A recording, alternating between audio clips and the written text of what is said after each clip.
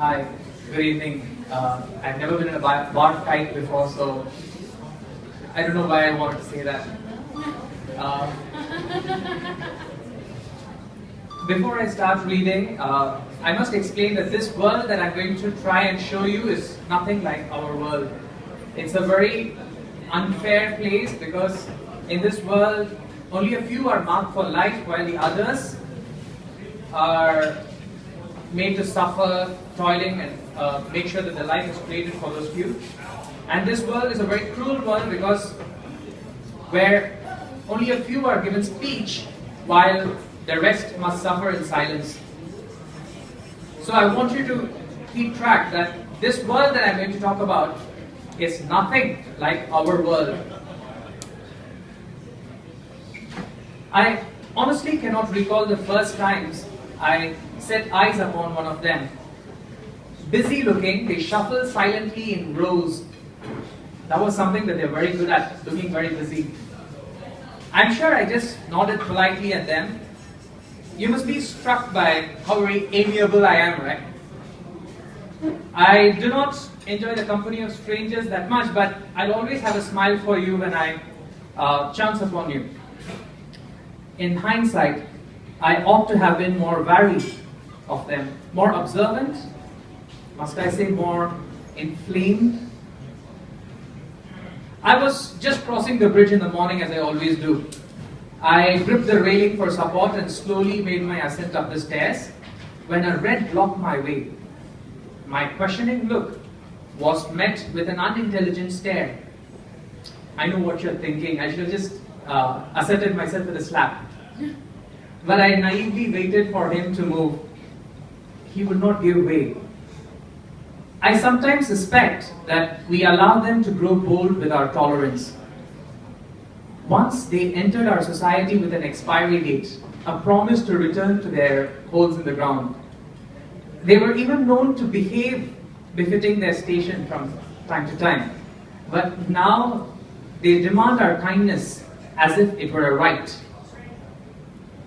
I'm not implying that all of them are malicious, but even with my all-embracing rational liberalism, I cannot deny that most of them are. I would be lying if I said that I did not think them as offensive to the aesthetics of this great city. I understand that no matter how uncouth, untalented, unstable they are, it is not my place to judge them. However, their ignorance is no excuse for the law. And it is law that this land is ours. There is not enough of it for us and them. For too long, we have been told to be patient and that they are just like us. No, they are not like us. It does not take a scientist to figure that out. You just look at them. Their skin, their shape, their constitution is different from ours. The way they behave, murmur, breathe, disgusting. Their ugly form only shows how treacherous these vermin are. You can see it in their empty plastic eyes, their jagged teeth, their crooked legs. These are not gentle creatures. They are most certainly not human. We must rid ourselves of these pests. It is an illusion that we need them. They are not important to us or this ecosystem. Our utopia has no place for them. We must not rest until they are truly gone. But we sit here idly, ignoring the problem, hoping that it will just go away. They continue to crowd our streets, coffee shops, bars, yes, schools and hospitals. What will happen when there are more of them than us? Who would keep you safe? Retaliation must be swift and decisive. The necessity of that is undeniable. That morning, a red tried to humble me and make me give way. Would you accept the same threat for your children?